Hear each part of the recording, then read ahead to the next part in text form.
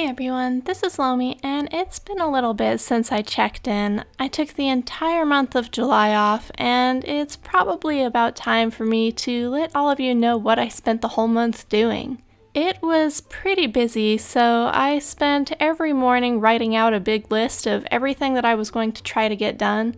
Some of that was just typical housework stuff, but some of it was for book releases, and some of it involved the paint that you can see on my hand as I'm writing out my notes for that day. So here we go. This is the exciting thing that I did all month. What did I do all July? This is basically it. I spent the entire month sanding doll projects. I had several projects that were at the sanding stage, and it was long overdue for me to try to get them together and get everything finished all at once. I didn't think it was going to take me as long as it did, so I'm glad I took off a big chunk of time to really focus on this. For Rune's head, I spent so much time getting the head back to work the way that I wanted, and ultimately I still was not happy. I couldn't get it to really fit or hold, I couldn't get the ears to sit the way that I wanted, and even though I'm working on sanding it in the video right now, you'll see that I made some pretty big changes to his head later on. Rhyllyn's hands, however, went really well, and I spent a lot of time finishing them and reshaping the fingers, sculpting the claws.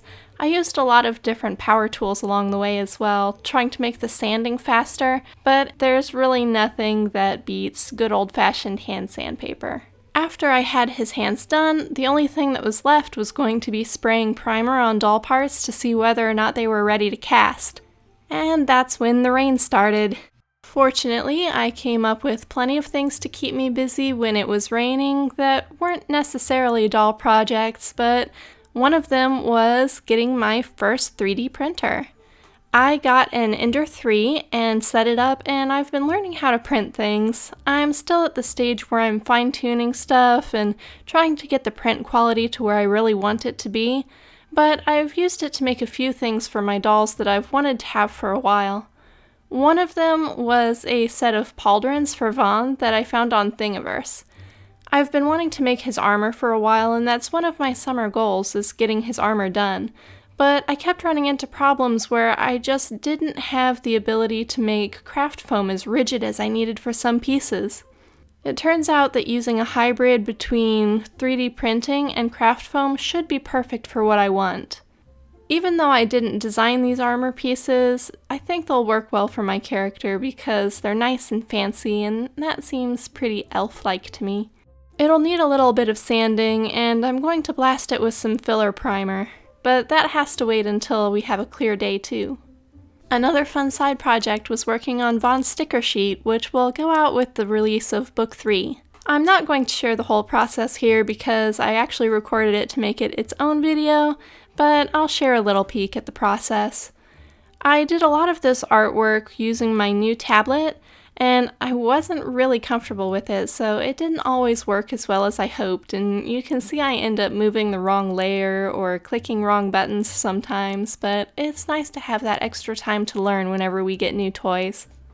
And speaking of Book 3, the proof copy came in during those rainy weeks. I wasn't super confident about the cover art when I was drawing it, but I think it worked out okay in the end. One thing I'm really excited about in this book is the world map, which is a big 2-page spread. This isn't the entire known world, but it's the core of where the rest of the story happens. I also did the new chapter header artwork, and unlike the previous books, I ended up doing 2 different icons, one for either faction. Because yeah, we've got factions now.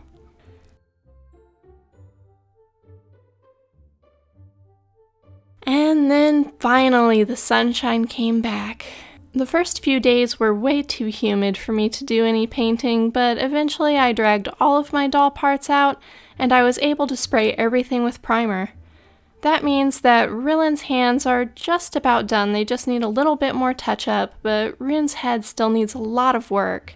You can see here that I'm checking the fit of his new head on his body, and also working on eliminating the seam where I fused the faceplate and head back together.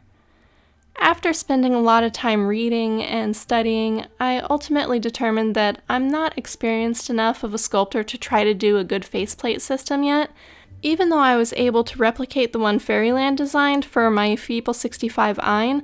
I can't come up with engineering that I like well enough on my own to make it work. Everything just seemed a little bit awkward, so I decided to go back to a traditional head cap style. This, of course, meant lots more sanding because I have to get the head completely smooth before I can move on. But I think his head has come a long way. He's got his ears now, they just need a little bit of touching up.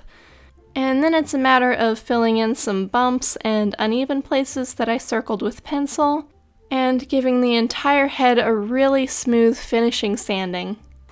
One problem I gave myself was I tried switching to filler primer instead of regular primer, thinking that it would make the sanding job easier, but instead the primer ended up pooling in awkward places and I had to sand it back out. One of those places was the philtrum, that little divot right below the nose and above the upper lip. It completely filled in, so I had to sand it back out. One thing that I decided over the course of the month was that it may not be a good idea to hold everything back to cast all at once, just because Rune's head still needs so much work. I've got plenty of things to work on, between casting headbacks, casting Rhyllyn's parts, and finishing up these pauldrons.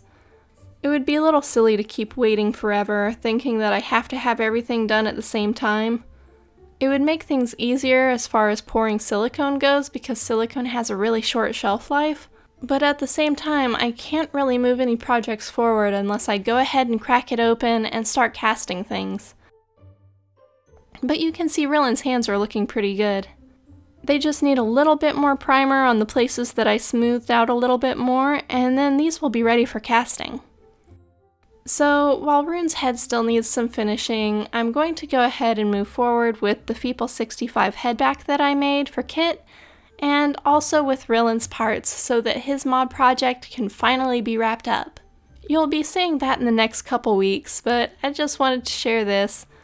Unfortunately, an entire month of sanding isn't too exciting, but sometimes you do what you gotta. If you tackled any special projects in July, tell me what they are in the comments because I'd love to hear what everybody else has been up to. It's been so long since I checked in with anyone. That's all for this time though. I'll be back soon with lots more updates and hopefully before long some peeks at some finished dolls. Thanks for joining me again.